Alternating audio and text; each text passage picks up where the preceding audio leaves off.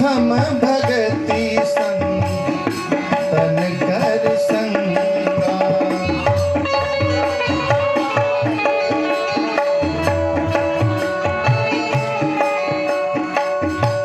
दूसरी रति मम कथा प्रसंगा। दूसरी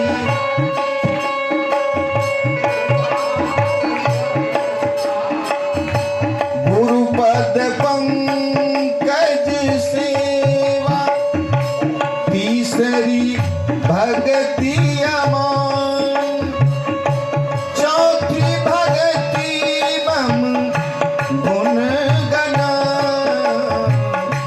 करई कपट तजी गान। मंत्र जाप दृढ़ विश्वास।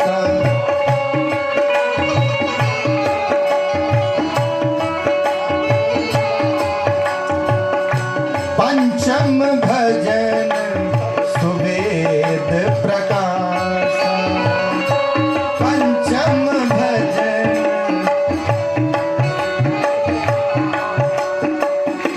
छठदम शील विरति बहु कर्मा। छठदम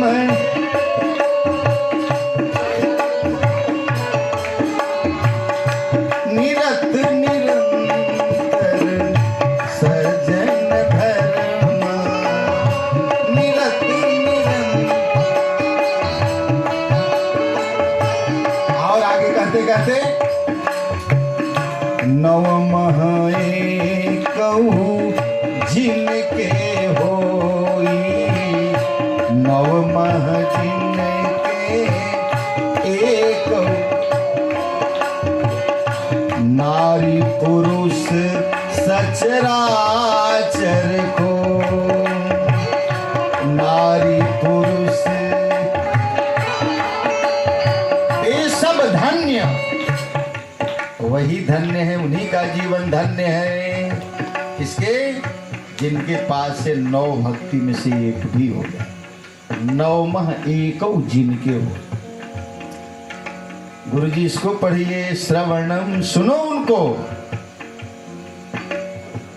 सुनो तो बस उनको सुनो। है कान है आंख वो जो श्याम का दर्शन किया करें। है शीश जो प्रभु चरण में बंधन किया करें। बेकार वो मुख है जो रहे व्यर्थ बातों में। मुख वो है जो हरि नाम का सुमिरन किया करे। हीरे मोती से शोभा नहीं है हाथ की। है हाथ वो भगवान का पूजन किया करे। क्या होगा? मर कर भी अमर नाम है उस जीव का जग में। प्रभु प्रेम में बलिदान जो जीवन किया करे। इसलिए हे गुरुदेव, पढ़ना हो तो ये पढ़ो। श्रवणम सुनो तो भगवान की चर्चा सुनो। कीर्तनम जिस भजन में राम का नाम न हो उस भजन को गाना ना चाहिए। आज का भजन तो कुछ और हो रहा है। आज के गाने भी कुछ और हो रहे हैं और इतने सुपर हिट हो जा रहे हैं इतनी जल्दी, कहना नहीं है। क्या होगा हमारे भारत का? हम लोग कभी कभी चिंतन करते हैं। कभी तो ये सोचते हैं कि भगवान ने बेकार हमको बुद्धि दे दी इतना सोचने की। इतना सोच रहे हैं इसलिए तो इतना कष्ट हो रहा है। वो नहीं सोच रहा है तब तो ऐसे लोग इतना सुपर हिट बना दिए जा रहे हैं। जिस किसी को ऐसे ऐसे गाने गाने वाले को सुपर हिट बना दिया जा रहा है उसको, और सुपर उसको बताया जा रहा है।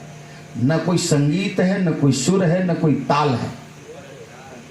हमारे भारत के संगीत से ये पूरा विश्व संगीत सीखता है और उसका संगीत इस समय गर्त में है। उसके संगीत में न कोई सुर है न कोई ताल है, फिर भी वो सुपर है। बोले वृंदावन बिहारी। ये देखिए हमारे भारत की हालत, ऐसे ऐसे गाने जिस भजन में राम का नाम न हो उस भजन को गाना ना चाहिए। सिद्धांत तो यहाँ ये दे दिया गया। अब गाना वही सुपर हो रहा है जिसमें राम का कहीं चर्चे नहीं है। बोलिए वृंदावन बिहारी। अब इस भारत में राम राज्य स्थापना की कल्पना हो रही है, कहां तक कि सच होगा अब इसका तो वही मालिक है। इसलिए कीर्तन करो तो उन्हीं का करो गुरुदेव। श्रवणम कीर्तनम विष्णु स्मरणम पाद सेवनम अर्चनम। देखिए भगवान का 3 स्वरूप होता है, पार, व्यूह, विभव, और एक स्वरूप होता है अर्चा। ये अर्चा रूप में आए हैं हमारे। इनका नाम है शालिग्राम, शिला ही है। एक नदी है, गंडकी नदी, आप जानते होंगे। उसी गंडकी नदी में ये रहते हैं, इसलिए साक्षात है ये साक्षात भगवत स्वरूप हैं। कभी चर्चा में इनकी भी चर्चा कर देंगे। ये साक्षात भगवत स्वरूप है, इसलिए अर्चा विग्रह में है। और कहाँ जाते हैं? राजस्थान से मूर्ति लेकर के आए, मंदिर में स्थापित कर दिए। वैदिक रीति से उनको मान लिया गया, अधिकृत कर दिया गया। जैसे आप एमए, एमएड, नेट सारी डिग्री को लिए हुए हैं आप, लेकिन अधिकृत नहीं है तो हेडमास्टर आप नहीं है। पहले आपको अधिकृत होना पड़ेगा, माने स्थापित होना पड़ेगा, पदस्थापित होना पड़ेगा, प्रतिष्ठित होना पड़ेगा। मूर्ति चली राजस्थान से, आई मंदिर में, वैदिक रीति से समाज के सामने वैद मंत्रों के गवाही मान करके उनको स्थापित किया गया, प्रतिष्ठा किया गया, इसलिए वो राम हो गए। अब उस राम, उस मूर्ति में हम राम को देखते हैं तो मिल जाते हैं। खसी माल मूर्ति मुस्कानी, निवेदन कर चुका हूं। तो ये है अधिकृत, इसलिए अर्चनम, अर्चा करनी चाहिए। अर्चनम क्या? एक माध्यम है, भगवान से जुड़ने का एक माध्यम है अर्चा, अर्चन। क्या होता है कि जब तक कोई सानिध्य नहीं होता, जो हम बोल रहे हैं इसका कैसेट भी निकला हुआ है, तो उस कैसेट को सुनने में उतना मजा नहीं आएगा जितना यहां से बोला जा रहा है। इतने लोग बैठे हैं, कैसेट बजता तो शायद इतने लोग नहीं बैठ पाते। तो इसलिए प्रत्यक्ष अर्चन हो, माध्यम होना चाहिए। तो माध्यम से भगवत स्वरूप में मिलने का एक माध्यम हो जाता है, मिलने का एक साधन हो जाता है। इसलिए अर्चनम, फिर बंदनम, वंदना करनी चाहिए। कहते हैं प्रातः काल उठने के बाद प्रभु की वंदना हो गई तो वो दिन आपका साकार हो गया, इसलिए वंदना करनी चाहिए। दस्यम, दास्यम, भगवान से संबंध स्थापित करने की 2 रीति है। एक तो दास्य भाव और दूसरा साख्य भाव, मित्र बना लो। अर्जुन ने पूछा, अर्जुन से भगवान ने पूछा, प्रभु, अर्जुन से भगवान ने पूछा, अर्जुन बताओ मैं तुमको क्या देखता हूं? तो अर्जुन ने कहा तुम हमारे ड्राइवर हो। सीधे से बोल दिया, तुम हमारे ड्राइवर हो और मित्र हो और कुछ नहीं जानते हैं। तो अर्जुन को कहना पड़ा भगवान को। देखिए वो दास्य भाव के अलावा कुछ नहीं जाना था अर्जुन, वो मित्र जाना था, इसलिए मित्र कह दिया। लेकिन उनको कहना पड़ा कि कालोस्मि देवलोकस्य, हे अर्जुन मैं काल हूं, काल पूरे विश्व प्रपंच का। महाभारत की कथा तो आप जानते ही हैं। वो बर्बरी से पूछा गया कि बताओ कौन सबसे बड़ा योद्धा है। तो कहा योद्धा तो एक ही हमको नजर आया, वो है सुदर्शन चक्र। सबको ही मार रहा था, न अर्जुन मारे, न भीम मारे, न नकुल मारे, न सहदेव मारे, न दुर्योधन, न भीष्म, कोई नहीं मारा। तो केवल सब जगह सुदर्शन चक्र को देख रहा था, वही सबको मार रहा था क्योंकि प्रत्यक्षदर्शी था। तो सब तो करने वाले ये हैं, उन्हीं की इच्छा से सब होता है। इसलिए अर्चनम, वंदनम, दास्यम, मित्रवत व्यवहार करो। सख्यम, आत्मनिवेदनम, आत्मनिवेदन निवेदन कर चुका हूं कि अन्न में 13 दोष बताए गए। वो दोष रहित तब हो जाएगा जब उसको आत्म निवेदन कर दिया जाए। तुलसी दल छोड़े, भगवान को निवेदित किए, अब वो भोजन नहीं रहा, अब वो चावल नहीं रहा, अब वो भात नहीं रहा, अब हो गया क्या? प्रसाद। क्या कहते हैं आप लोग? चलिए प्रसाद पाने ठाकुर बाड़ी में जाएंगे या कहीं भी जाएंगे जहां भोग लग गया है तो कहा क्या कहा जाएगा आपको? चलिए प्रसाद पाने, क्योंकि वहां भोग लग चुका है। तुम ही निवेदित भोजन करही, अब प्रभु प्रसाद पट भूषण धरही, तिनके हृदय बसहु तुम रूरे। उनके हृदय में आप स्थायी रूप से निवास करें। जो ऐसा करता है यही असली पढ़ाई है गुरुजी, इसको भी आप पढ़िए। होता है ना, निरीक्षण करने लोग आते हैं सर लोग विद्यालय का, उसी तरह से निरीक्षण करने चला गया ये हिरण्यकश्यपु। विद्यालय खोला था हिरण्यकश्यपु यूनिवर्सिटी। उसके भाई चांसलर थे संड और आमर्क। अचानक निरीक्षण होने लगा। निरीक्षण में पढ़ता तो पाया गया, पढ़ता तो नहीं पाया गया। सबको पढ़ा रहा था प्रहलाद, सारे बालकों को पढ़ा रहा था, गुरुजी को भी पढ़ा रहा था। और उसी समय हिरण्यकश्यपु पहुंच गया। प्रहलाद को बुलाया, बड़े प्रेम से सहलाया, गोद में बिठाया। बेटा अच्छी से जो पाठ याद है उनको सुनाओ। सुनाऊं? हाँ सुनाओ, जो पूरी याद हो। कहाँ? सुनिए।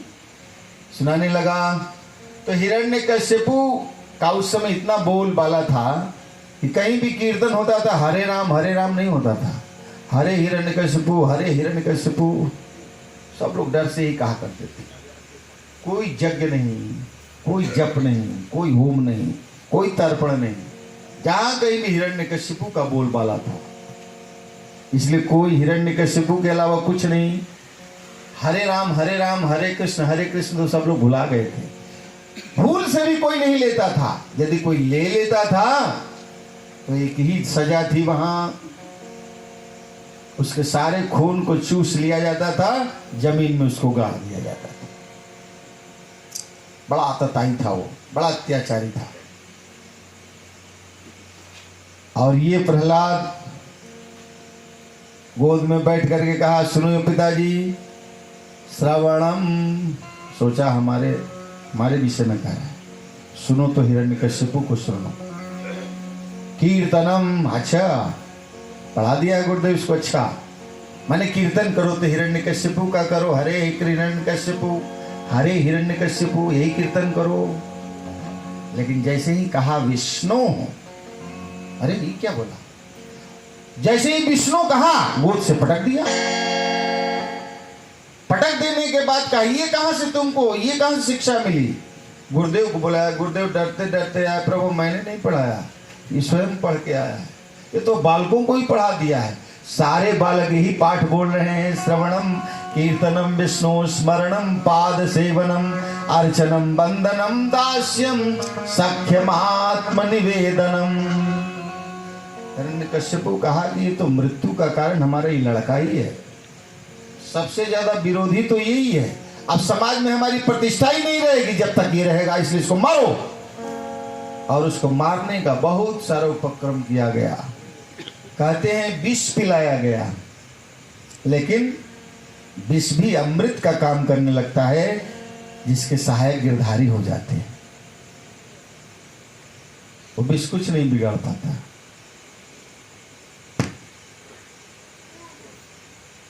सांपों तले डसवाया गया, हाथी तले रोंदवाया गया, पहाड़ से फेंका गया, जल में डुबाया गया।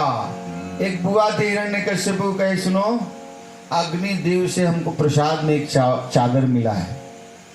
अग्निदेव की तपस्या की थी होलिका, प्रसन्न होकर के एक चादर दिए थे, लेकिन हिदायत किए थे, देखो ये चादर किसी को कल्याण के लिए है, माने अग्नि से कोई जलेगा उस पर ओढ़ा दोगे तो बच जाएगा, तो कल्याण हेतु मैं तुमको ये चादर दे रहा हूं, अनुपयुक्त होगा ये, उस समय ये वापस चलाएगा, तुम्हारे काम का नहीं रहेगा। ये कहा था, लेकिन इसको सुना नहीं। वो बुआ कहने लगी हिरण्यकश्यपु से, सुनो, हमको ये अग्निदेव ने चादर दिया है, चादर के प्रभाव से मैं अग्नि में बैठ जाऊंगी, प्रहलाद को लेकर के प्रहलाद जल जाएगा, मैं बच जाऊंगी। चिता तैयार किया गया, चादर ओढ़ करके होलिका बैठ गई प्रहलाद को लेकर, लेकिन एक ऐसी हवा चली कि होलिका से चादर उड़ करके प्रहलाद के शरीर में आ गया। होलिका जलकर राख हो गई, प्रहलाद बच गया। हरे राम कहते कहते बाहर आया।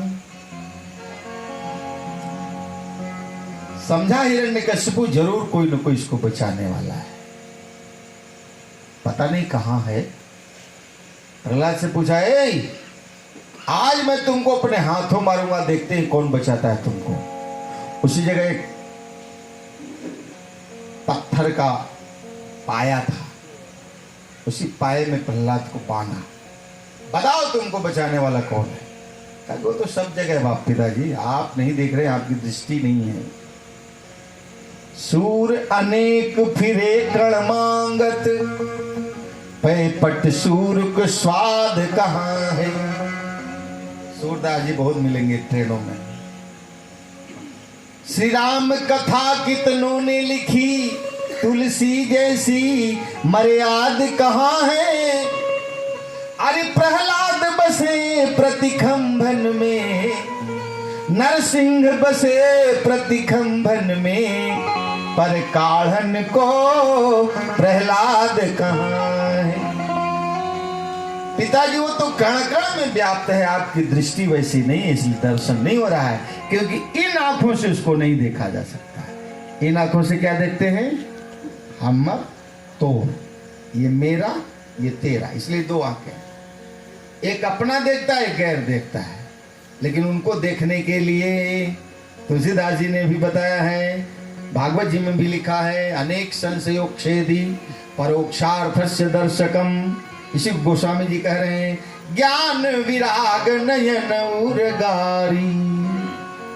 ये ज्ञान और वैराग्य रूपी नयन जिसके पास है वो तो आंख वाला है। जस्य नास्ति स एव अंधा, ये भागवत जी का संदेश है, हम अपने तरफ से नहीं बोल रहे।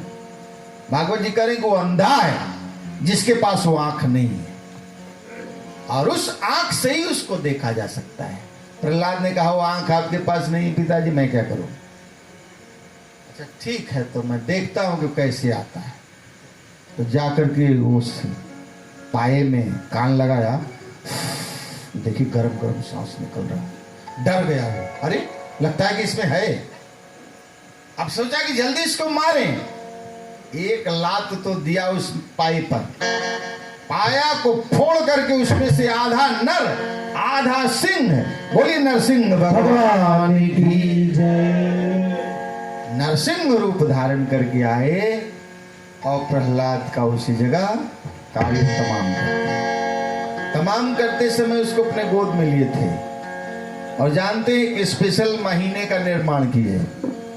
ये चैत बैसाख जेठ आषाढ़ सावन भादो आश्विन कार्तिक वाला नहीं है, वो एक अलग है, उसका नाम ही पड़ गया पुरुषोत्तम मास।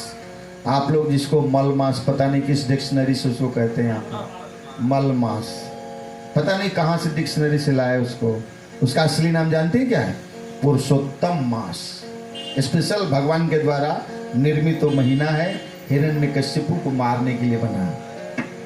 अंदर नहीं बाहर नहीं, दिन नहीं रात नहीं, गदा बेला। इसलिए उस गदा बेला में न पढ़ना चाहिए, न खाना चाहिए, न सोना चाहिए। और उसी समय न अस्त्र है न शस्त्र, भगवान का नाखून दिया, विदार दिया। किसी के मारे नहीं मरा, किसी से भगवान का क्रोध शांत नहीं हुआ। बहुत लोग आए, यक्ष आए, वरुण आए, कुबेर आए, ब्रह्मा जी आए, लक्ष्मी जी आई, लेकिन भगवान का क्रोध शांत नहीं हुआ। भगवान के चरणों में प्रहलाद चला गया और प्रहलाद को देख करके भगवान का क्रोध शांत हुआ। गोद में लेकर के प्रहलाद को भगवान ने कहा, हे भक्त, हमको आने में थोड़ी देर हो गई है, हमें माफ करना, हमें क्षमा कर देना। भगवान भक्त से क्षमा याचना करते हैं, क्षमा प्रार्थना करते हैं। किस भक्त से? जो भागवत हो जाता है, इसीलिए सुखदेव जी ने परीक्षित से कहा कि देखो, जिसकी मृत्यु नजदीक हो, जिनकी मृत्यु निश्चित हो, उसे भागवत बन जाना चाहिए प्रहलाद की तरह। बोले वृंदावन बिहारी। ऐसे ही दिव्य कथानकों का श्रवण करा रहे श्री सुखदेव जी महाराज परीक्षित को। और ये कथा कहते कहते कल भगवान के प्रादुर्भाव की भी कथा सुनाएंगे, उनकी झांकी भी दिखाएंगे। कल इसी मंच से बांके बिहारी लाल की बाल लीला का दर्शन आप करेंगे। बांकी झांकी होगी कृष्णाष्टमी के दिन, बांकी झांकी का दर्शन करते हैं। लेकिन हम लोग भागवत में रोज कृष्णाष्टमी मनाते हैं। हर भागवत के 5वें दिन कृष्णाष्टमी होता है। कल कृष्ण जन्मोत्सव मनाया जाएगा। इस जन्मोत्सव का दर्शन आप करेंगे। इन्हीं वाणी के साथ विराम। बोले वृंदावन बिहारी। सीताराम सीताराम।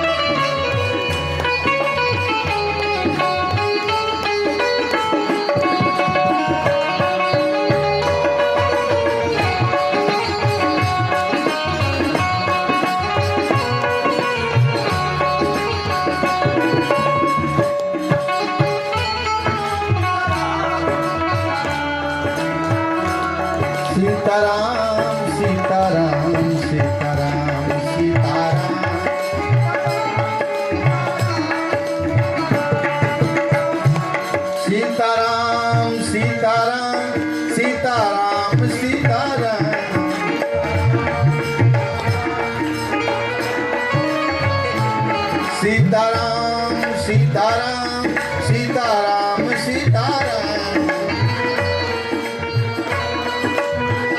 जय जय सीता